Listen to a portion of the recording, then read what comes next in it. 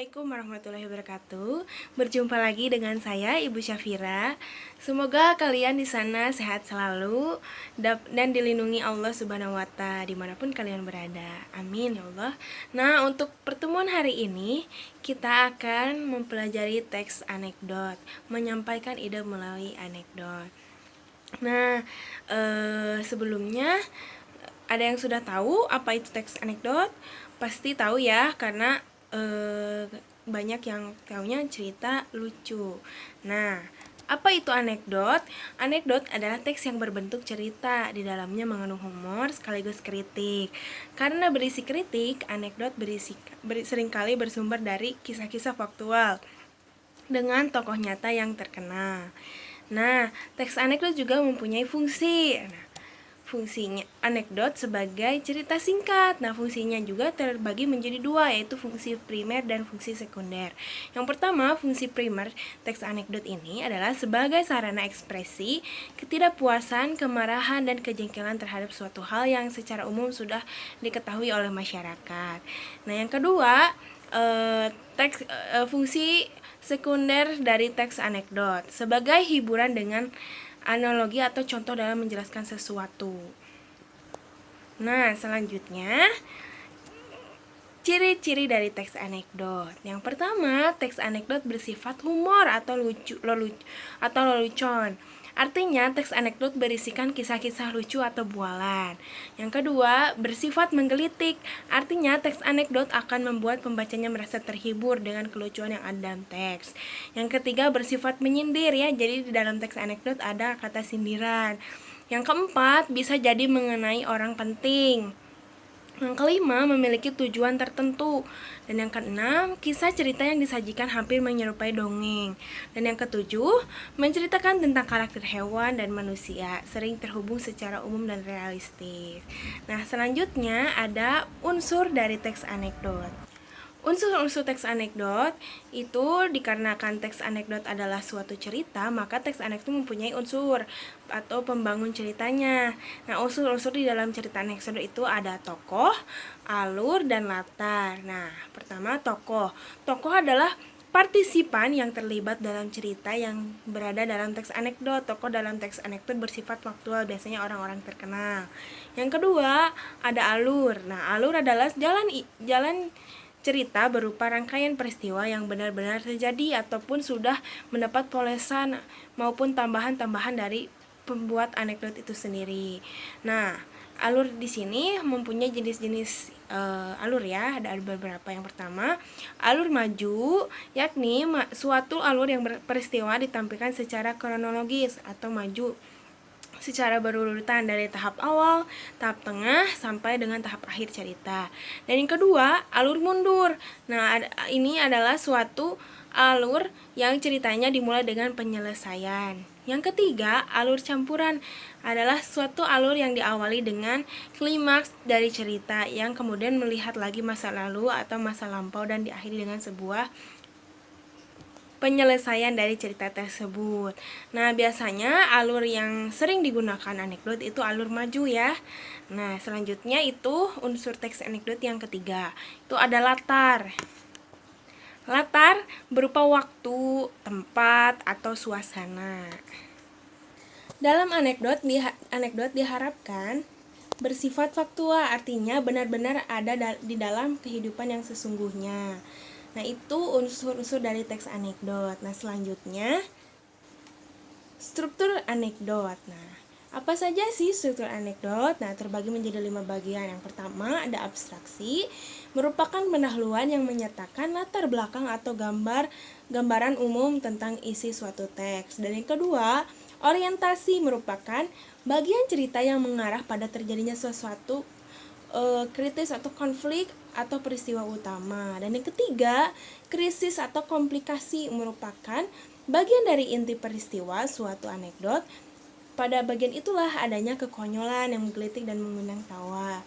Yang keempat, reaksi, merupakan tanggapan atau respon atas krisis yang dinyatakan sebelumnya. Reaksi yang dimaksud dapat berupa sifat mencela atau menertawakan. Yang kelima, Koda merupakan penutup atau kesimpulan. Nah, itu struktur dari teks anekdot ya. Ada 5 bagian: abstraksi, orientasi, krisis atau komplikasi, yang keempat reaksi, dan kelima koda. Selanjutnya, kita akan membaca contoh dari teks anekdot itu. Ini salah satu contoh teks anekdot yang saya ambil, itu berjudul Turis Amerika dan Stadion Bung Karno. Sebelum kita menganalisis, kita akan baca terlebih dahulu teks anekdotnya. Sekitar tahun 1960-an, seorang sopir membawa turis Amerika keliling Jakarta. Saat melintas di depan Sarinah, di Jalan Tamrin, sang turis bertanya kepada sopir, "Berapa lama waktu yang diperlukan untuk mendirikan bangunan itu?" 4 tahun, jawab si sopir enteng. "Itu sih terlalu lama, makan waktu. Kalau di Amerika paling-paling hanya butuh waktu 2 tahun, timpal sang turis. Setibanya di Bundaran HI, turis tadi kembali bertanya, "Kalau bangunan ini kira-kira berapa lama yang dibutuhkan sampai betul-betul berwujud hotel?" 2 tahun, jawab si sopir mencoba mendekkan waktu. Kalau di Amerika sih paling-paling hanya butuh waktu setahun. Sewaktu sampai di dekat kompleks Stadion Bung Karno, atau dulu disebut Stadion Utama Senayan, sang turis ini pun kembali melontarkan pertanyaan yang sama.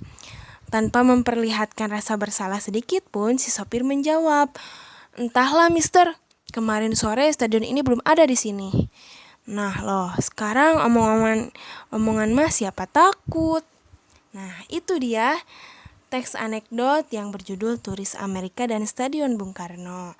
Nah, selanjutnya kita akan menganalisis teks anekdot berjudul Turis Amerika dan Stadion Bung Karno. Nah, kita analisis ya dari judul, dari teks ini juga, topik anekdotnya ini, turis Amerika yang merasa paling pintar ya, di sini terlihat membanding-bandingkan negara Indonesia dengan Amerika negaranya ya. Nah, yang selanjutnya kita akan menganalisis apa tujuan dari isi teks anekdot ini. Nah, ini tuh mengandung tujuan mengingat bahwa bangsa Indonesia pun bisa mengalahkannya dengan mempermainkan kata-kata. Ya kalau cuman bicara seperti ini mah ya kita bisa menang apapun gitu. Nah, seperti itu ya maksud dari teks ini. Begitu. Itu adalah maknanya dari teks anekdot ini dibalik kekonyolannya. Nah, kita analisis tokohnya dan latar. Nah, tokohnya ini sopir ya, sopir taksi, ya pokoknya sopir. Lalu turis Amerika. Nah, ini ya. Ini tokohnya. Ya, ini tokoh. Nah, ini juga tokoh. Ya. Turis Amerika. Lalu latarnya latar tuh tadi ada apa aja? Ada waktu, ada tempat ya. Nah, ini waktunya pada tahun 1960-an. Lalu tempatnya di perjalanan kota Jakarta. Nih, Jakarta ya. Jalan ke kota Jakarta. Nah, selanjutnya kita akan analisis strukturnya nih. Tadi tuh struktur ada abstrak, orientasi, krisis, reaksi, koda. Nah, tadi tuh sebelumnya abstrak itu apa? Abstrak itu merupakan pendahuluan yang menyatakan latar belakang atau gambar umum tentang isi suatu teks. Nah, latarnya abstraknya di sini terdapat di nih, sopir membawa turis keliling Jakarta. Nah, ini termasuk abstrak ya. Kita hapus dulu ininya. Ini termasuk abstrak ya. Nih, ini abstrak. Abstrak.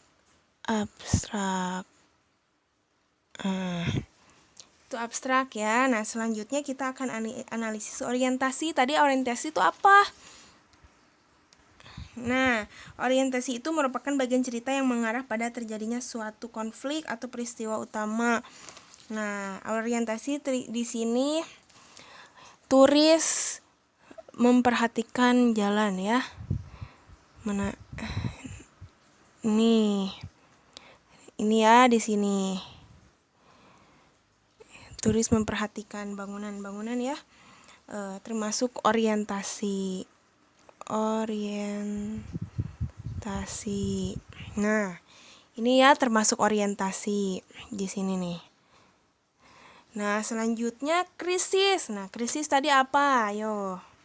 Krisis atau komplikasi merupakan bagian dari inti peristiwa suatu anekdot. Nah, intinya sang turis merasa proses pembangunan di negaranya lebih baik ya daripada di Jakarta. Itu ada di nih.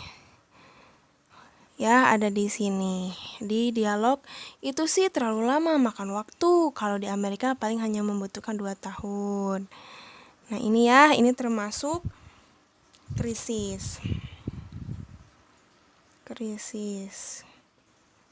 Mana nih bagian reaksinya? Nah, reaksi itu merupakan tanggapan ya atau respon dari atas krisis yang dinyatakan, atau sebelum reaksi yang dimaksud dapat berupa sikap mencela atau menertawakan. Nah, ini reaksi dari si sopir taksi ya yang tadi merasa gak mau kalah gitu ya, gak mau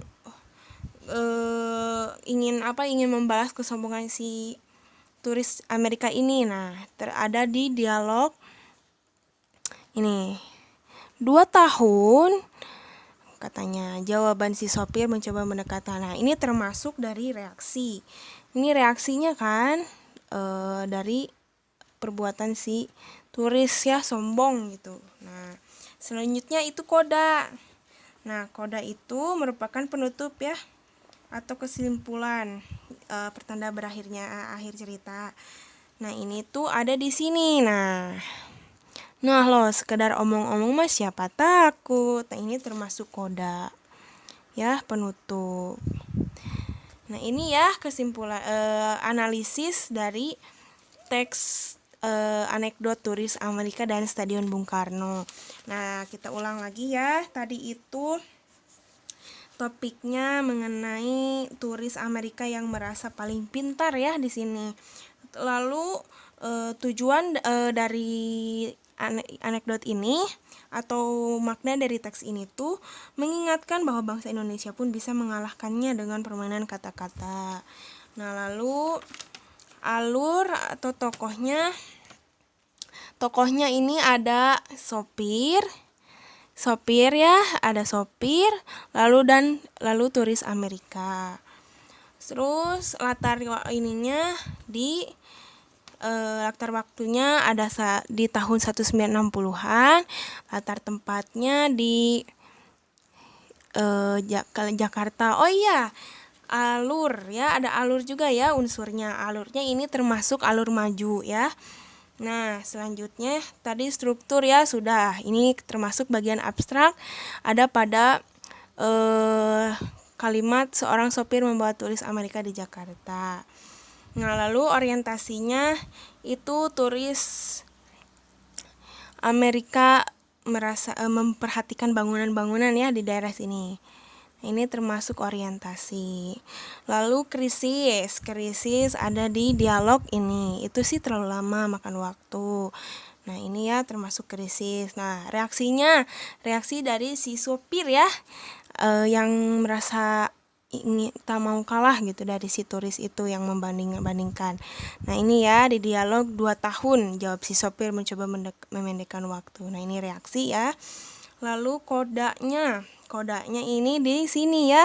Koda itu termasuk bagian penutup cerita ya atau akhir cerita. Nah, ini termasuk koda. Nah, lo sekadar omong-omong mah siapa takut. Nah, itu ya. Nah, untuk pertemuan hari ini saya cukupkan. Untuk selanjutnya nanti akan ada part 2 mengenai teks anekdot. Nah, untuk sekarang jangan lupa dicatat poin-poin dari materi yang sudah saya sampaikan. Nanti catat di buku catatan kalian. Selanjutnya nanti akan saya umumkan di Google Classroom ya. Terima kasih sudah mau menyimak pembelajaran hari ini ya, dari pengertian teks anekdot, lalu fungsi teks anekdot, ciri-ciri teks anekdot, ada struktur anekdot ya, dan kita terakhir itu menganalisis teks anekdot yang berjudul Turis Amerika dan Stadion Bung Karno. Nah, mungkin pembelajaran hari ini saya cukupkan. Jangan lupa untuk dicatat ya apa yang sudah saya sampaikan tadi. Nanti setelah pertemuan nanti ke sekolah, kalau misalnya sudah beres PSBB, nanti kita akan periksa catatannya ya. Nah, sekarang saya sudahi. Wassalamualaikum warahmatullahi wabarakatuh.